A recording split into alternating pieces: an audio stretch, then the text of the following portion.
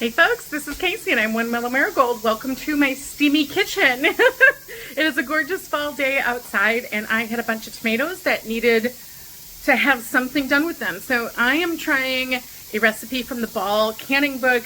It is a beef bolognese and it should make 3 quarts, and my kitchen smells amazing. I made a little bit extra so we can try it together. We're waiting for this steam to vent, so let me catch you up on how we made it.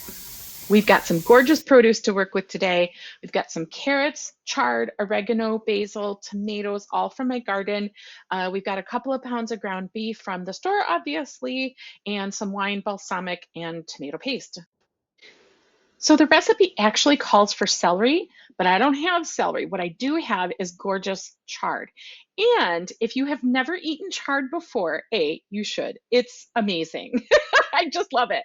But B, the stems themselves are just like celery, like the same structure. Like it just feels like celery. It's just a different color from celery. It doesn't really quite taste the same freshy fresh as celery does. It's got a little bit more of like a smoky flavor, but it's amazing. So we got about a half a cup of that, and now let's chop up our onion.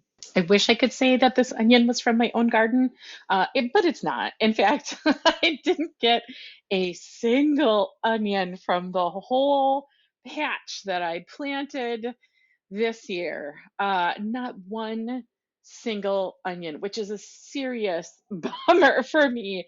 But luckily, there's about a million different farm stands here out in the country, and I was able to get a whole bunch of onions for all of my canning needs from them. But ugh, sure would have loved to have my own. Y'all know how I feel about my carrots. It's like the most favorite thing I think that I grow. I love the color. I love how crunchy and sweet they are. I love that they store so well. And I love that I grew enough for like all of my canning needs plus fresh eating. Okay, that's it. Sorry. I just really love my carrots. I am no Michelin star food chopper, as you can tell, but we're just doing a little dicing. Just dice them up however you feel. Also, I feel like pointing out that all of the chopping I'm doing could easily be done in the food processor that's honestly just sitting to the back and left of my cutting board. But like sometimes isn't your produce just so pretty that you want to do it yourself? Like that's how I felt about this. My produce just looks so pretty. I guess I felt like I was cheating it by putting in the food processor. Anyway, I don't know. Just keep cutting stuff. You can certainly use diced tomatoes in the can. That's what the recipe calls for. I still have a bunch of fresh tomatoes, so I am dicing these up by hand. I'm all I really do here is I start by slicing the tomato open, and I manually squeeze or scrape out as many of the juice and seeds as I can. That's it. I'm not fancy about this. If a few seeds get in there, oh well, it's okay. Don't worry about it. If you don't cut the perfect dice, it's okay. Don't worry about it. It's all going to cook. It doesn't matter. So that's what I'm doing. So first I'm going to just scoop out all the seeds, then we're going to dice them up and make sure that we at least have what the recipe calls for. Okay, let's go ahead and start getting our ground beef cooked down. If you have a big enough pan, you can put all of your ground beef in at one time. I was a little unsure if it would all fit without like, spitting everywhere and being crazy. So I did half batches. You're going to just cook it down so it's brown and crumbly, and then we are going to strain it and drain out the fat.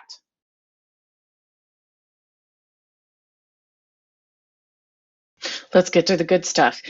Balsamic. I love balsamic. This is some balsamic vinegar that I still have left from a little shop in Cedarburg, Wisconsin that I really super duper love. It is thick, amazing, tasty, beautiful. So I don't use it all that often because I just don't know when I'll ever get back to get a bottle again. So you can use any balsamic you want to. If you love it like me, you're going to do 2 tablespoons plus a little extra because a little extra never hurts anybody. Then we are going to get some red wine, and we're going to need about a half a cup of that. So what you do with the rest of that bottle is all up to you. Let's get your garlic started. The recipe calls for 4 cloves, but honestly, garlic is one of those things you can just measure with your heart. If you need 6 or 7 because you love it, throw it in. It's all good. It's going to be just fine. I'm going to take the cloves. I love using the side of my knife to sort of smash the skins off. That's just very satisfying. It's very satisfying to do in the kitchen. You could certainly use a garlic press to mince it all up, or I'm just going to chop it and then it'll be ready to go in when we saute the other ingredients.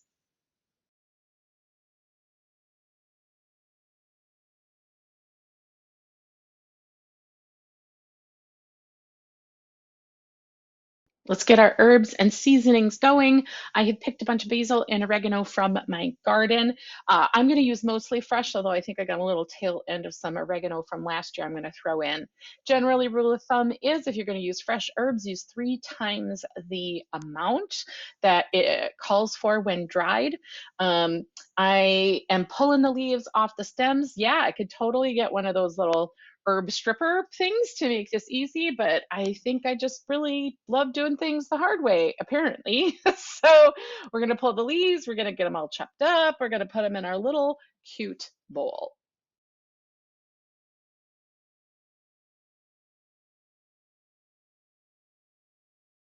Last seasonings, the recipe does not specifically call for it, but I rarely cook without it. We are going to put in some red chili flake. This is from Penzeys, and this is sadly the end of my jar. So Penzeys, if you feel like just sending me more out of the goodness of your heart, you just hit a girl up and let me know. And then, of course, salt and pepper.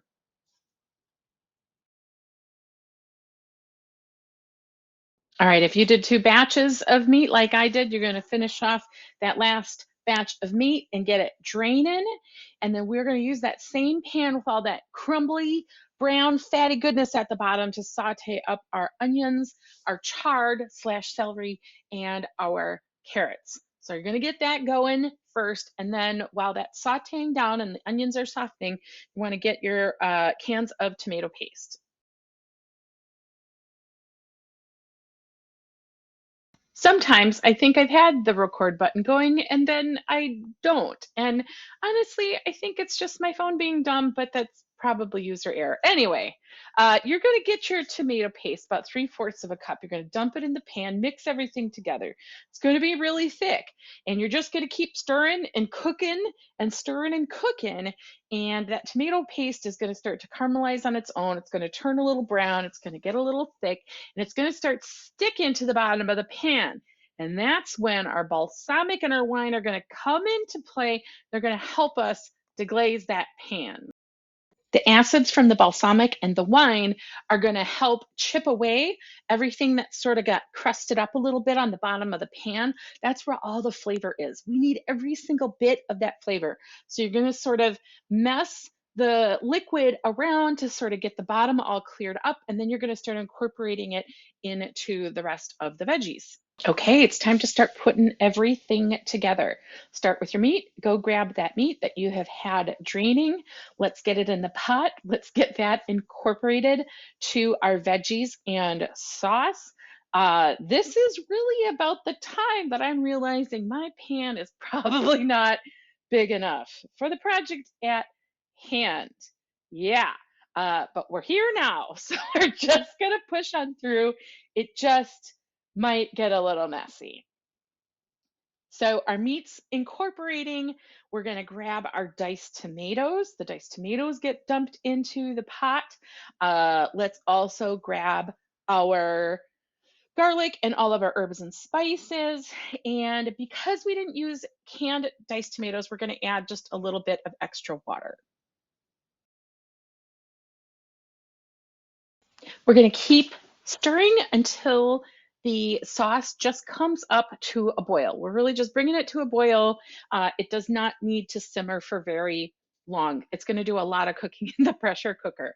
Meanwhile, I have got my quart jars that have been washed and they are hot in the stove. So as soon as this comes to a boil, we'll be ready to start canning. Let's go ahead and get these jars full. I should have just enough to fill 3 quart jars and also have just a little bit left over for tasting. It's a thick mixture, but we're using a funnel to keep things nice and tidy and clean, at least as best as we can. We are going to equally divide up the sauce into the 3 jars, and then we can top it off with hot water if we need to. Our jars are full, but they are just a little bit low on headspace. We only need 1-inch headspace, and I think I've got like about 1.5 inches.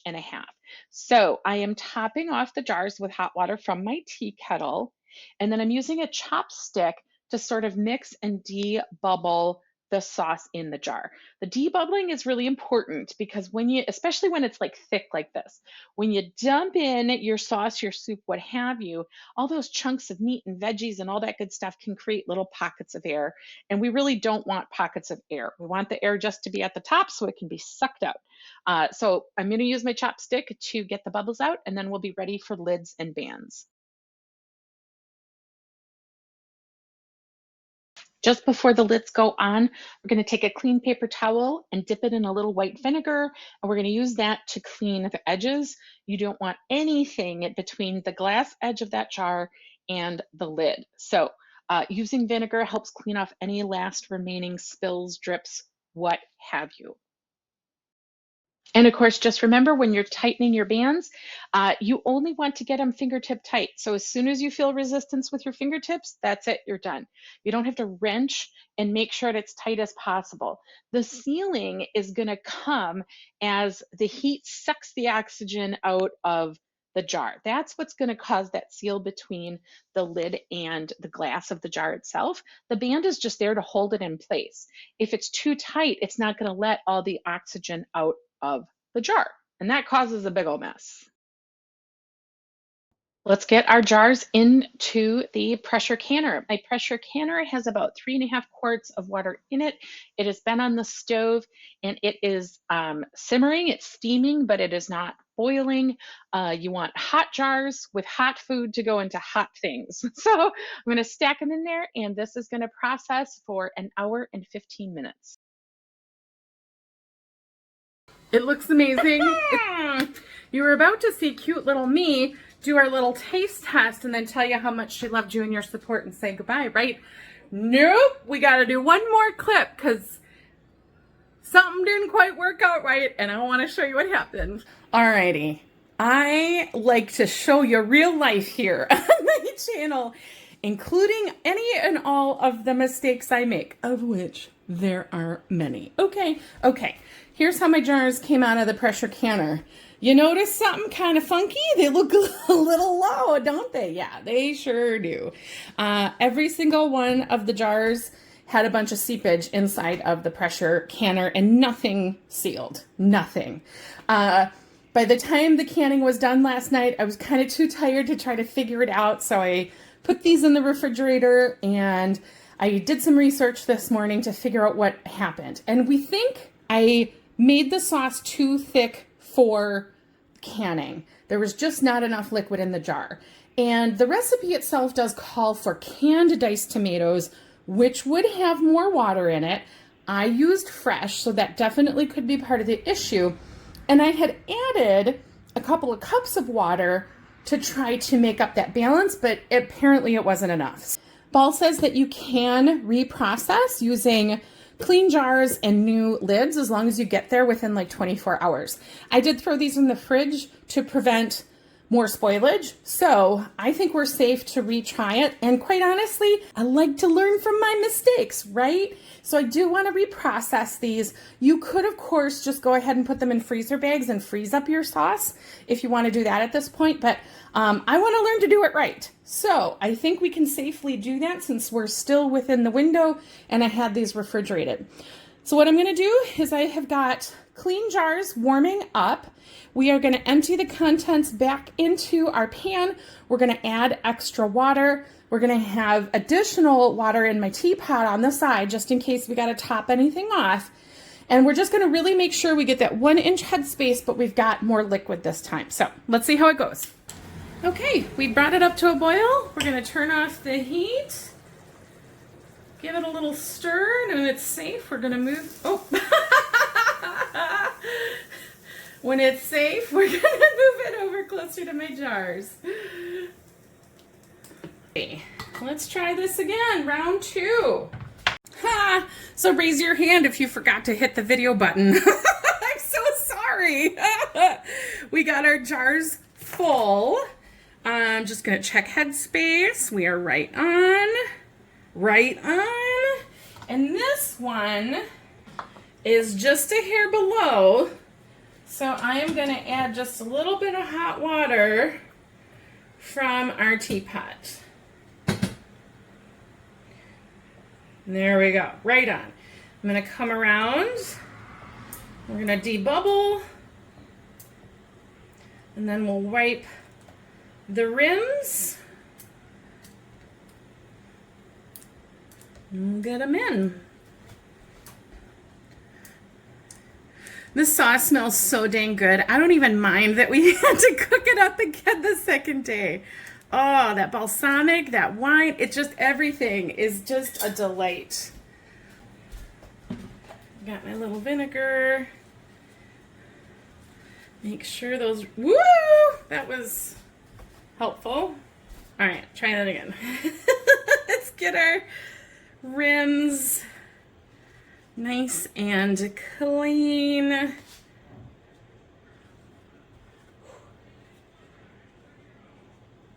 Okay, let's do it.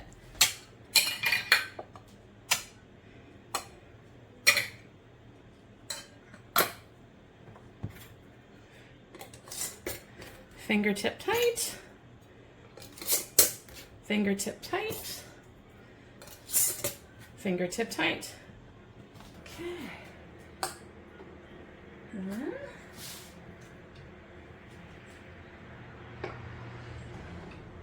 2, 3. We're going to line our arrows up. Shut it. And slide it so it locks into place. I'm going to turn up that heat nice and high. And we'll wait for it to come to pressure again.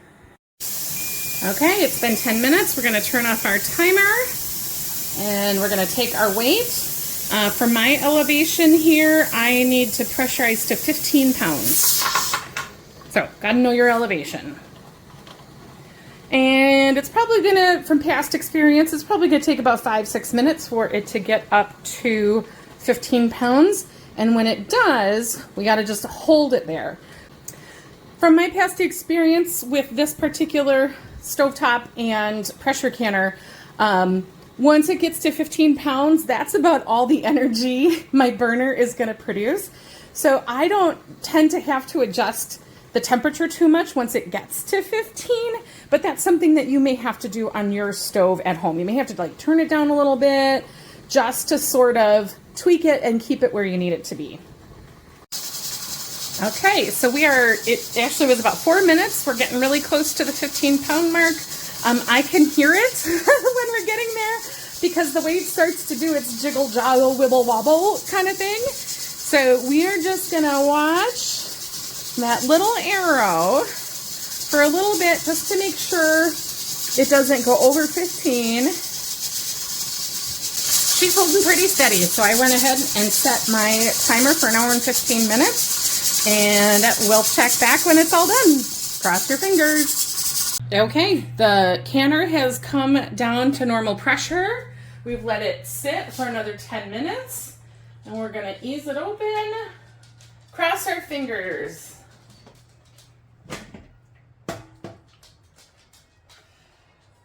Ooh, right away, I don't see any leakage. Okay, let's get one of these out. Just a little bit of siphoning from one of them. Still boiling in there. Looks great.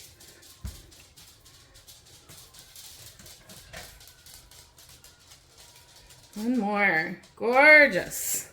Much better this time. And this one did leak, but just a tiny little bit. It's still mostly full. So now we're all done. I will wait for those fun little pings as the lids finish sealing and they cool down. But another great project. I'm really glad I tried it again and got them sealed, and those are going to make some awesome Now meals that they have this cooled winter. down, I am happy to say we put in 3-quart jars and we got out 3 sealed quart jars. They look beautiful. Can't wait to try it. Okay. It looks amazing. It smells amazing. Let's give it a go.